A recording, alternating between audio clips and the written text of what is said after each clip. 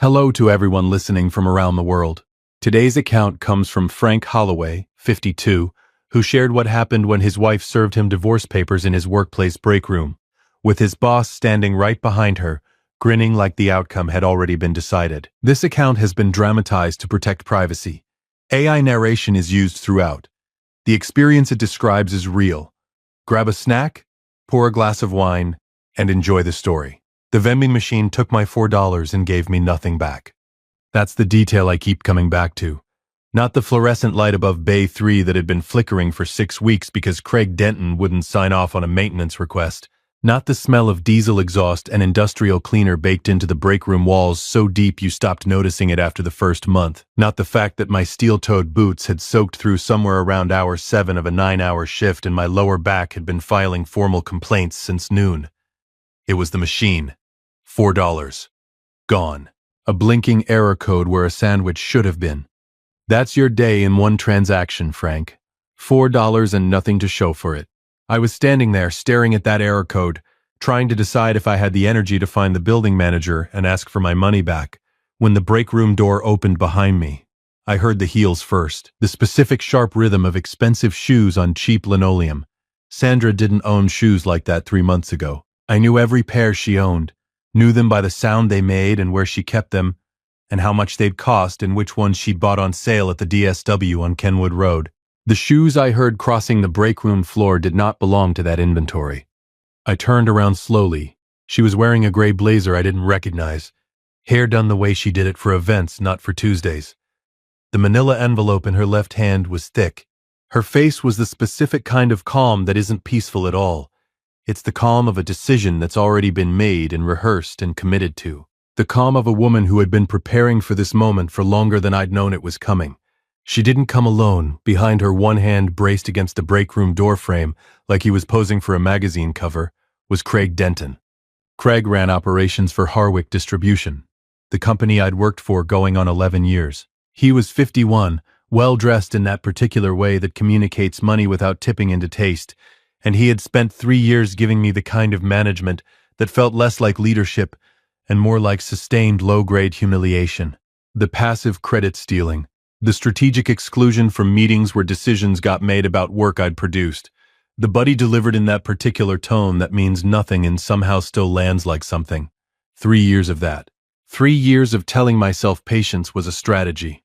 He was standing in my break room, behind my wife, smiling. Don't do anything loud, not here, not now. Sandra slid the envelope across the break room table the way you'd push a receipt toward a cashier. Frank, her voice was even. We need to do this today. I looked at the envelope. I looked back at her. Do what? She folded her arms. Don't make it harder than it has to be. I opened the envelope. Petition for dissolution of marriage. My full name at the top. The county seal. A date. The date was 2 weeks ago. She'd been carrying this for 2 weeks. The break room had gone very quiet. 2 of my coworkers near the coffee station had developed a sudden urgent interest in their phones.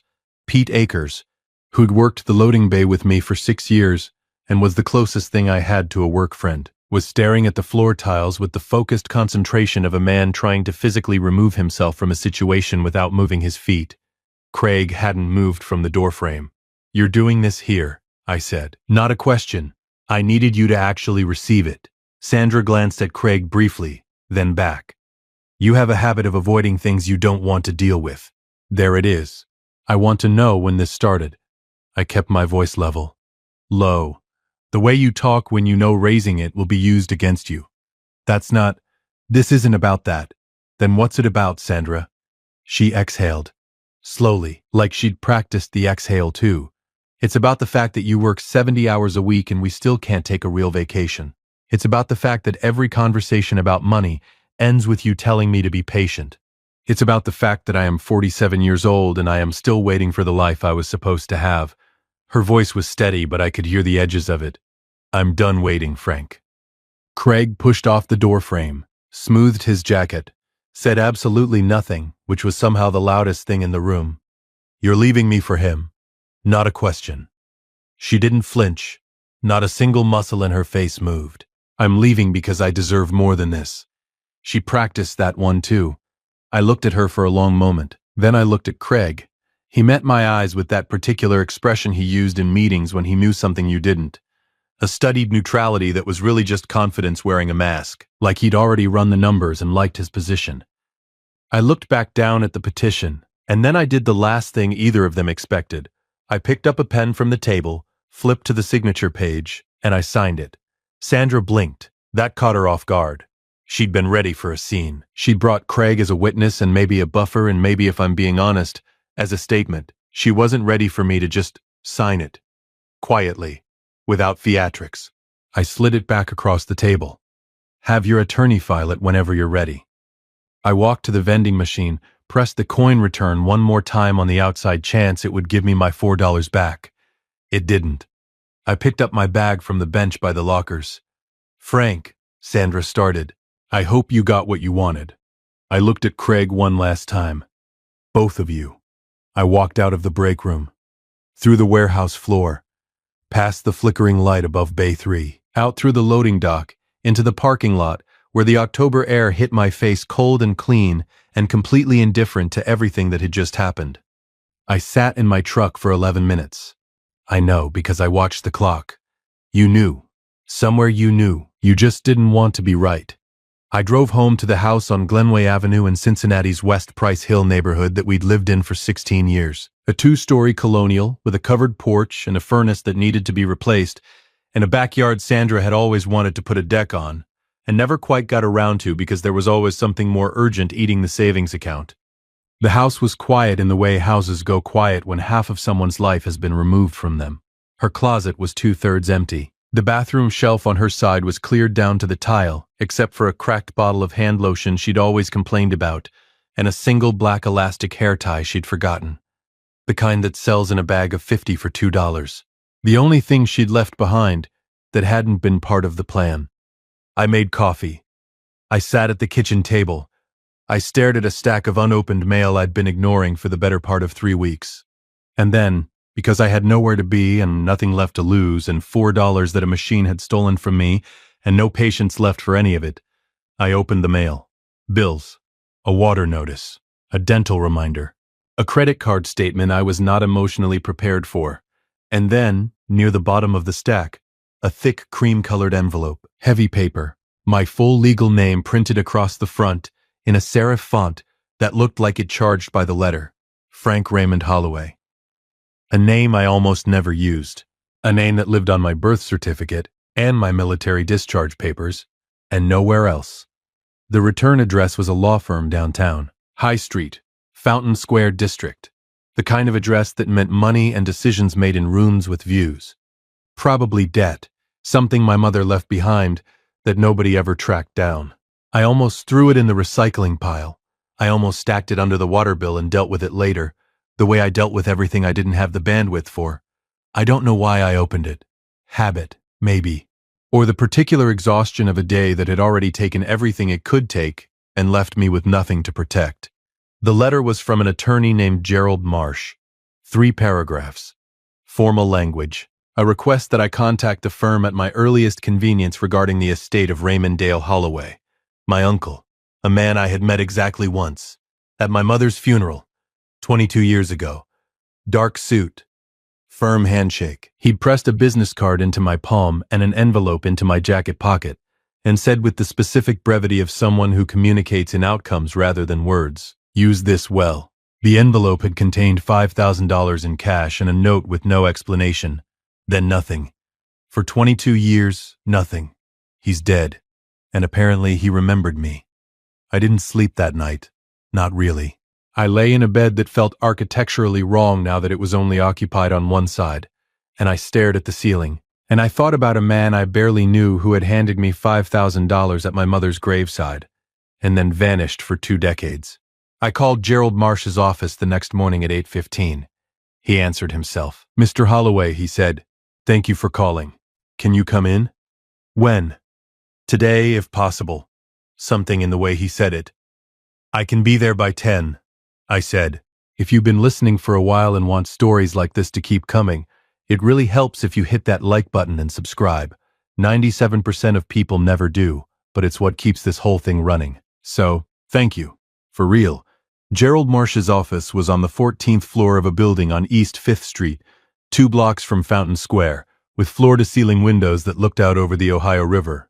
On a clear day, the kind of office that exists to communicate before anyone says a single word, that the people who work inside it are not impressed by much. The receptionist offered me coffee before I finished giving my name. Real coffee, not the burned pot institutional variety I'd been drinking off a warehouse hot plate for 11 years. Gerald Marsh stood when I entered the conference room. Actually stood, not the cursory half-rise that people do in meetings when they're not sure how important you are. He stood the way you stand for someone whose time you respect. He was 60-something, silver-haired, the kind of attorney who had spent enough decades in rooms full of complicated money that he'd developed the specific calm of someone who doesn't startle easily. "Mr. Holloway," he extended his hand. "Please, sit." I sat, still in my Carhartt jacket, still faintly smelling of diesel and industrial cleaner because I hadn't gone home to change. I felt the distance between myself and the leather chair and the walnut paneling, and the untouched water glass in front of me, and I let it sit there without trying to close it. "Your uncle passed away approximately 3 weeks ago," Gerald said. "Raymond Dale Holloway. He was 78. I barely knew him," I said. "He knew enough about you." Gerald slid a folder across the table. I opened it. Account summaries, trust documents, equity schedules, pages of numbers arranged in columns that my eyes kept sliding off of because they were too large to hold the right shape in my head. "Your uncle spent 40 years building a private investment portfolio," Gerald said. His voice was even and unhurried, the way you speak when you've delivered information like this before, and you've learned that pace matters more than volume. "Early technology acquisitions, industrial real estate, board-level equity positions in several mid-size holding companies." He paused. At the time of his death, the estate was valued at approximately $470 million. I put the folder down. Not dramatically, not with any particular weight. I just set it on the table and looked at the man across from me. "There's a mistake." "There isn't." Gerald's expression didn't change. "You are his sole heir, Mr. Holloway. He had no children, no surviving spouse. He made his intentions clear in documents executed 14 years ago and updated twice since. You were always the beneficiary." $470 million. Yesterday morning I'd been rationing myself to 1 meal per shift to avoid touching the savings account. Yesterday afternoon my wife had handed me divorce papers in a break room while my boss stood behind her like a prop in someone else's story. And now a stranger in a tailored suit was telling me I had inherited more money than I could spend in 4 lifetimes. I sat very still. "Say something. I need you to walk me through the assets," I said finally. "All of them." Gerald nodded, like that was exactly the right response. He pulled a second folder from the stack. "Among the inherited holdings," he said, turning to a specific page and sliding it toward me, "is a controlling equity stake." He tapped the document. "In the parent company of Harwick Distribution." I looked at the name on the page, Harwick Group Holdings. I knew that name. Every employee at Harwick Distribution knew that name in the same vague, theoretical way you know the name of the country that makes your phone. It existed somewhere above you, abstract and irrelevant to the actual work you did every day. It was the holding company, the entity at the top of the organizational chart that nobody in the warehouse ever thought about, because it was too far removed from anything that actually touched your day. The entity that owned the building I worked in. The entity that Craig Denton's entire career was built on. The entity that, according to the document in front of me, now belonged to Frank Raymond Holloway. I didn't say anything for a long moment. Gerald waited. He was good at waiting. "How controlling?" I said. 63%. 63%. I thought about Craig Denton in that doorframe. That particular smile. The expensive jacket draped just right. 3 years of Buddy delivered in a tone that meant nothing. Sandra had left a warehouse worker. She had no idea she'd just walked out on the man who owned everything her new partner had ever stood on. I closed the folder. "Gerald," I said, "I'm going to need 90 days. The first thing I did was nothing. That surprises people when I tell them they want the story to move immediately. They want the moment of discovery to launch directly into action, into confrontation, into the satisfying machinery of a reversal set in motion. And I understand that impulse. I felt it too, sitting in Gerald's conference room with the folder closed in front of me and the Ohio River visible through the window.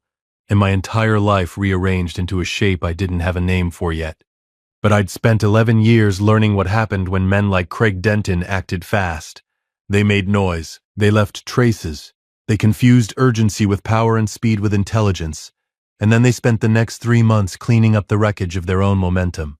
I was not going to make that mistake. You have 63% of everything he has ever built. You can afford to be patient. I drove home to Glenway Avenue. I made dinner. Eggs and toast, the bachelor default meal I'd already started circling back to. And I sat at the kitchen table and I thought, not about Sandra, not about Craig, not about the number in that folder which still felt like a figure from a country I'd never visited. I thought about my uncle, Raymond Dale Holloway, a man who had shown up at my mother's funeral in a dark suit, pressed a handful of cash into my hands, and then disappeared for 22 years without explanation. I had spent exactly 0 emotional energy on him in the interim. You don't grieve what you never had, but sitting at that kitchen table in a half-empty house, I found myself wondering what he'd been watching all that time, whether he'd been watching at all. He knew enough about you. That's what Gerald had said, and I kept turning it over. Because what exactly had Raymond known? He'd seen me at a funeral when I was 30. He'd sent $5,000 and a note with no explanation, and then apparently he'd spent 14 years making legal arrangements to hand me his entire estate. What does a man see in another man that makes him certain, across decades and distance and silence? I didn't have an answer, but I thought about it for a long time in the quiet of a house that had gotten very honest very quickly. The next morning, I went back to work. Pete Akers met me at the locker room door with the expression of a man who had witnessed a natural disaster and wasn't sure if the survivor wanted to discuss it. "Frank," he clapped me on the shoulder. "You don't have to be here. I know. Craig's been..." He stopped, recalibrated. "The vibe in there is weird." "When isn't it?" I worked my shift. I answered emails. I processed inventory. I interacted with Craig Denton in exactly the same way I always had, with the measured, professional neutrality of a man who knew his place in the organizational structure and accepted it without complaint. Craig didn't avoid me. He was too confident for avoidance. He gave me the same half-smile he always gave me, and once, passing in the corridor outside the loading bay, he squeezed my shoulder in a gesture that was meant to communicate sympathy, but actually communicated something closer to triumph. "Keep smiling, Craig. You've got 90 days left of this." I called Gerald from the parking lot that evening. "I want the full audit. The full audit of the Harwick Holdings? All of it. Every division, every contract, every vendor relationship, every board resolution going back 5 years. I want the physical facilities inspected, the HR records reviewed, the safety compliance documentation pulled." A pause. "That's a significant undertaking." "I know. Start Monday." The audit was conducted through an independent firm Gerald retained. They operated quietly at the holding company level, which meant the operational teams, including Craig Denton, had no mechanism for knowing it was happening. From Craig's perspective, the quarterly review processes continued as normal. From mine, I was reading sworn financial statements every evening at the kitchen table that was beginning to collect a second purpose. What we found was not surprising. That was the thing that stayed with me as the weeks accumulated. None of it was surprising. Craig Denton had been running Harwick Distribution the way a certain kind of man runs things when he believes no one with real authority will ever look his direction. Vendor contracts awarded to companies with interesting ownership structures. Safety compliance reports that had been massaged in the direction of acceptability. Injury documentation that had been delayed, reduced, or in 3 cases not filed at all. HR settlements, 4 of them in 5 years, that had been buried in operational expense lines with no board disclosure. Executive bonus structures that had been quietly adjusted upward while budget requests from the warehouse floor, including Pete Akers' 3-year request for replacement safety harnesses, had been denied. I thought about Pete when I read that one. 6 years working alongside that man. 6 years of watching him do his job, with the kind of quiet competence that never gets noticed because it never fails. 3 years of submitted requests for basic safety equipment denied each time without explanation, while the executive bonus line grew by 11% annually. That one's personal. Craig. That one specifically. Sandra called on a Thursday evening in week 4. I was at the kitchen table with audit documents spread across half the surface. I let it ring 4 times before I picked up. Frank. Her voice had a careful quality. Measured. She'd been thinking about what to say. I wanted to check that you're okay. I'm fine, Sandra. I know things happened fast, and A pause. I didn't want to be cruel. Didn't want to be cruel. She brought him to my workplace. I'm genuinely fine, I said. How are you? She seemed unprepared for the question. There was a brief silence in which I could hear her recalibrating. I'm good. Things are good. I'm glad. Are you still at the house? For now. Longer this time. You seem different. Do I? Calm. You were always, before, you were always carrying something. You seem lighter. I am lighter. Or I will be. Give it 60 days. I've had some time to think, I said. That's all. She said she'd have her attorney reach out about the house. I said that was fine. I wished her well, and I meant it without any warmth. And I hung up the phone and went back to the audit documents. Before I tell you what happened in that boardroom, drop a comment right now and tell me, what would you have done with 63%? And if you haven't subscribed yet, do it. Because this is where it changes. By week 7, the picture was complete. Gerald presented the findings in a 3-hour meeting that I attended in the same conference room where I'd first learned about the inheritance. Except this time, I sat at the head of the table rather than halfway down it. 12 categories of documented concern. 11 sworn affidavits from current and former employees who had been waiting for someone in a position of actual authority to finally look their direction. Civil exposure is significant, Gerald said. Criminal referral is possible on the OSHA violations, depending on prosecutorial discretion. The financial irregularities are documented and provable. The harassment settlements represent a separate liability. What's his position? I asked. Callahan? Gerald considered. He's confident. He has no reason not to be. As far as he knows, the ownership structure hasn't changed, and this is a routine quarterly review. Make sure it stays that way. I straightened the folder in front of me. I want the board meeting scheduled as an ownership transition and strategic review, standard language. Nothing in the notice that changes his preparation. Understood. And Gerald. I looked at him directly. I want the safety harness purchase order for the warehouse floor approved before the meeting. Out of the estate accounts if necessary. They've been waiting 3 years for basic equipment. Gerald wrote something on his legal pad, didn't comment on it. That was one of the things I appreciated about him. He didn't editorialize. I drove to Pete's house that evening. He lived 12 minutes from me in Cheviot, in a ranch house with a basketball hoop in the driveway that his youngest had outgrown but nobody had gotten around to taking down. I knocked on the door at 7:15. He answered in a Bengals sweatshirt, holding a beer, looking at me the way you look at someone who has shown up unexpected but not unwelcome. Frank.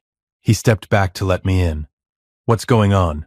I need to tell you something. His wife Carol brought coffee without being asked, and then quietly left the room with the particular grace of a woman who understands when her husband needs the space. I told Pete everything. Not all of it, not the specific numbers, not the full scope of what I'd inherited, but enough. Enough for him to understand that his safety harness request had been found and documented and approved. Enough for him to understand that things at Harwick were about to change in ways he couldn't yet see but could trust were coming. He sat with it for a long moment. You're telling me, he said slowly, that your uncle left you the company, the parent company. Yes. And Craig. Pete looked at his coffee mug, then back at me. When? 3 days. He nodded once, the kind of nod that doesn't need anything added to it. The harnesses, he said. Already ordered. He exhaled through his nose. Something that wasn't quite a laugh. 3 years, Frank. I know. 3 years of paperwork, and he kept saying the budget. I know. We sat in the quiet for a moment. Outside, a car passed on the street. The basketball hoop swayed faintly in the wind. You're not going to do anything loud in there, Pete said. Not a question. No. He nodded again. Good. Men like Craig, they want loud. They know how to handle loud. He looked at me steadily. Quiet is what scares them. I drove home through the Cincinnati streets at 8 in the evening, November now, the trees stripped and the city lit amber in the early dark. I had 2 days left. I pressed my suit, not my work clothes. The gray suit I'd bought 6 years ago for Kevin Akers' christening, and worn twice since. Once to a funeral, and once to a charity dinner Sandra had wanted to attend. I'd had it cleaned and pressed at the dry cleaner on Harrison Avenue and picked it up that afternoon and hung it on the back of the bedroom door, and I looked at it for a while before I turned the lights off. Tomorrow. I slept better than I had any right to. It rained the morning of the board meeting. Not soft rain, the particular driving November rain that comes off Lake Erie and moves down through Ohio with the specific intent of making everything gray and honest. The kind of weather that strips away whatever version of yourself you were maintaining and leaves only what's actually underneath. I stood at the bathroom mirror at 6:15 in the morning and looked at the face of a man who had worked 11 years in a warehouse and spent 90 days preparing to walk into a room he had every legal right to enter. And I felt something I didn't have a precise name for. Not excitement, not anger, something quieter and more complete than either. The specific internal stillness that comes when you have finished preparing, and the only thing left is to begin. I put on the gray suit. I drove downtown. I found parking on 4th Street and walked the 2 blocks to the Harwick Group Holdings corporate offices in the rain without an umbrella, because I hadn't thought to bring one and I wasn't going back for it. I arrived at the front entrance with damp shoulders and completely dry hands, which seemed right. The lobby security guard checked my name against a list and found it, printed across the top, under the date and the meeting title, Ownership, Transition, and Strategic Review.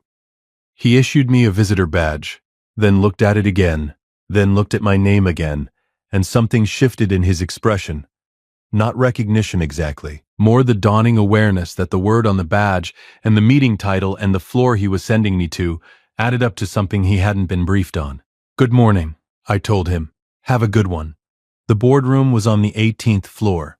Glass walls on 2 sides, city views partially obscured by the rain. A long polished table with 12 seats around it and additional chairs along the wall for the supporting cast.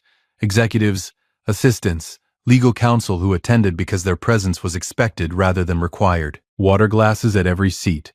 Nobody had touched theirs yet. I was the last to arrive. I didn't walk fast. I didn't announce myself from the doorway.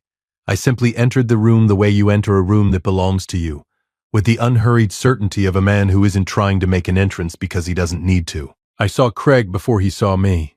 He was seated about 2/3 down the table, phone face down in front of him, jacket draped with deliberate casualness across the back of his chair. He was talking to the executive to his left, something low and confident, whatever executives say to each other before meetings begin, the small performances of authority.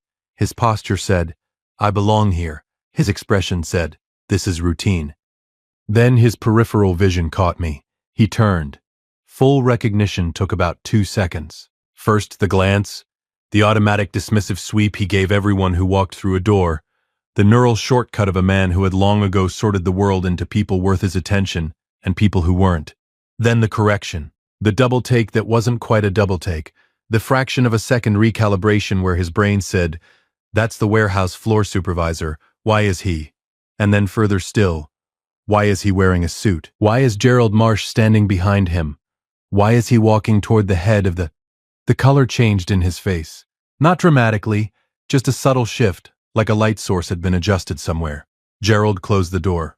"Ladies and gentlemen," Gerald said, with the particular measured cadence of a man who has spent 40 years making consequential statements in formal rooms, "thank you for coming this morning. I'd like to formally introduce Frank Raymond Holloway, sole heir to the estate of Raymond Dale Holloway and majority controlling shareholder of Harwick Group Holdings." A brief pause. "Effective today, your new chairman." The silence that followed was not polite silence. It was the specific silence of a room full of people who were each individually computing the same information and arriving at the same conclusion and trying to determine whether their face was giving anything away. Craig pushed back from his chair. "Not all the way, just enough to indicate the impulse. That's not possible." His voice was level, but I could hear the foundation of it. "He works for me. He's a floor supervisor." "I did work for you," I said, walking to the head of the table. "Please sit down, Craig." He sat, slowly, the way a man sits when sitting is the only option left, and he knows it. I settled into the chair at the head of the table. I opened the folder Gerald had placed there. I took a moment, not for effect, genuinely, to look around the room at 12 board members and the assembled executive team and the assistants near the back wall, and all the untouched water glasses. And I thought about a break room on a Monday afternoon and $4 in a vending machine that gave nothing back. Here we go. Over the past 90 days, I said, I authorized a full internal audit of every operational division under Harwick Group Holdings. I want to be direct about what we found, because I think directness is the only thing that serves everyone in this room. I clicked the remote. The first slide appeared on the screen at the end of the room. Harwick Distribution, the operational subsidiary most of you know best, is by a considerable margin the most significantly compromised entity in this portfolio. The first slide was vendor contracts, clean charts, specific numbers, ownership trails documented to their conclusion. I walked through it without editorializing.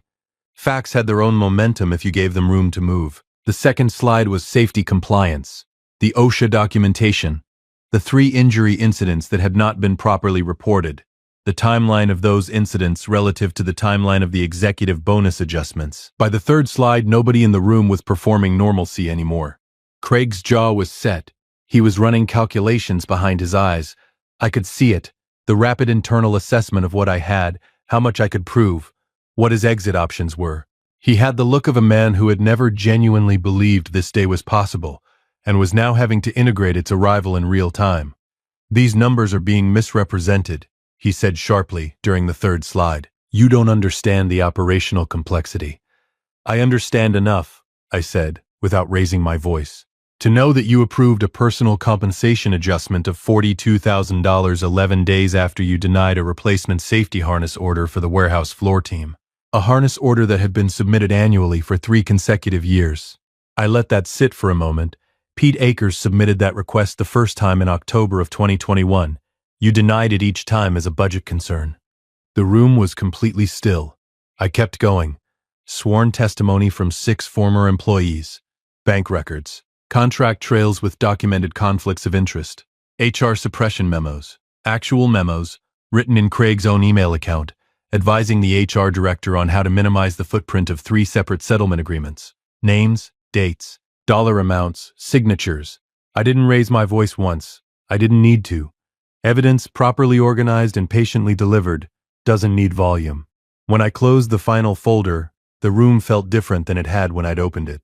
Like something structural had shifted and everyone was quietly recalibrating how much weight they'd been trusting it to hold.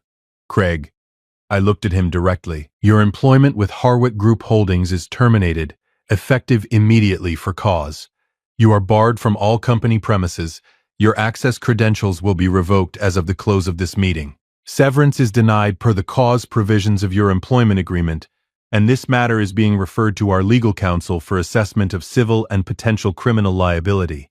He stood up so fast his chair rolled back and hit the wall.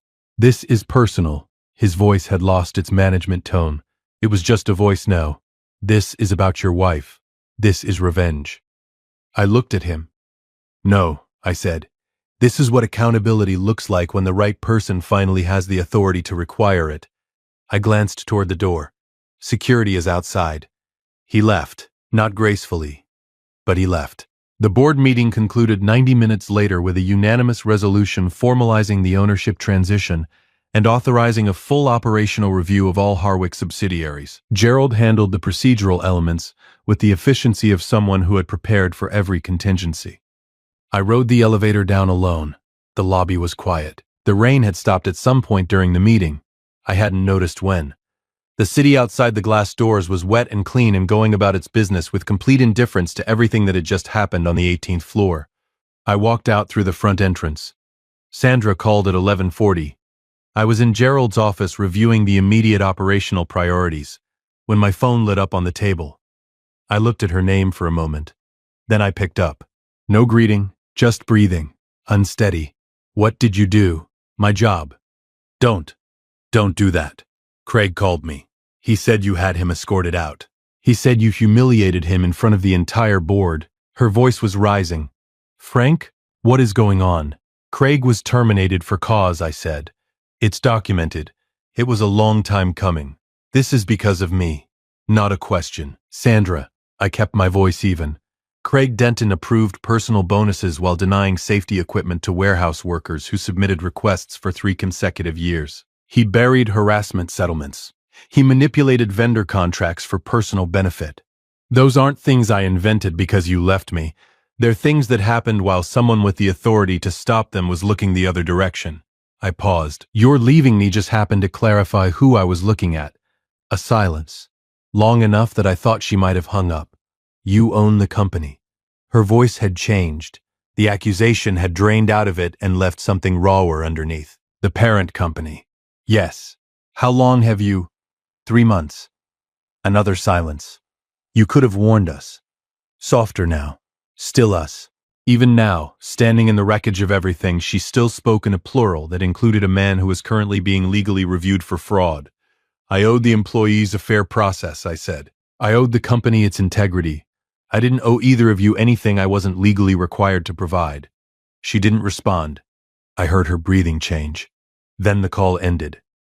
The months that followed moved at the unhurried pace of consequences.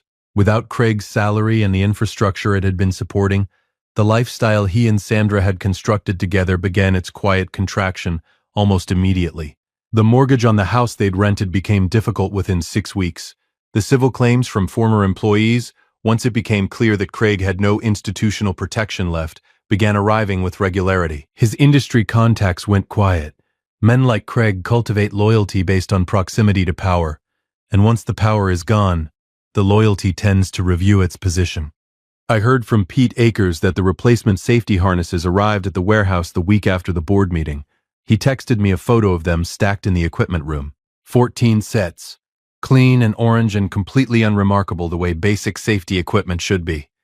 That photo stayed in my phone longer than anything else from that period. Sandra called once more, about 6 weeks after the board meeting. I was sitting on the covered porch of the Glenway Avenue house, drinking coffee in the early evening, watching the neighborhood go through the motions of a Tuesday in December. She called and I picked up, because there was nothing left that call could do to me. I made a mistake, she said quietly, without the prepared quality of the previous calls, just the exhausted honesty of someone who had run out of alternative explanations. I let the silence sit between us for a moment. Some things deserve room. You didn't make a mistake, I said. You made a choice. Everything that followed is just the shape that choice took. She didn't respond. I heard her breathing, then nothing. I set the phone on the arm of the porch chair and watched a car pull into a driveway 3 houses down. A woman got out with grocery bags. A dog appeared at the front door. Ordinary Tuesday evening on an ordinary street. This is what the other side of it looks like. Not triumph, just Tuesday. I've thought about what I would tell someone else in that break room, standing at the machine that just took their money and gave them nothing, watching the door open and the life they thought they had walk in wearing shoes they don't recognize. Here is what I would tell them. The thing that nearly destroyed me wasn't the divorce. It wasn't Craig standing in that doorway. It wasn't 11 years of overtime and patience and strategic deferral that nobody above me ever noticed or rewarded. It was the story I'd been telling myself about what those things meant. That quiet equals invisible. That patience equals powerlessness. That the man who doesn't make noise in a break room has nothing left to say. That story was wrong. Power isn't volume. It isn't the man in the expensive jacket standing in the doorway with his arms crossed and his expression rehearsed. Real power, the durable kind, the kind that doesn't require an audience, is the ability to wait until the room is right and then walk to the head of the table without breaking stride.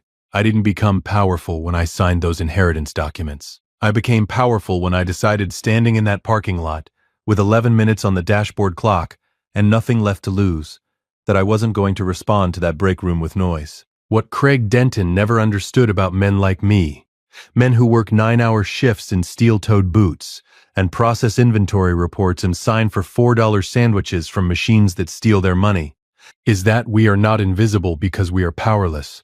We're invisible because we're patient, and patience, when it finally moves, doesn't announce itself. It just shows up at the head of the table, already seated, already decided, wondering, calmly, why it took this long for everyone else to catch up. Sandra handed me divorce papers like I was the end of something. What she didn't know was that she'd handed them to a man who already owned everything she thought she was running toward. She found out eventually. By then, I was already somewhere else. If you liked this story, join our community by hitting that like button and subscribing for more family-centered account like this. On Father's Day, my millionaire son asked,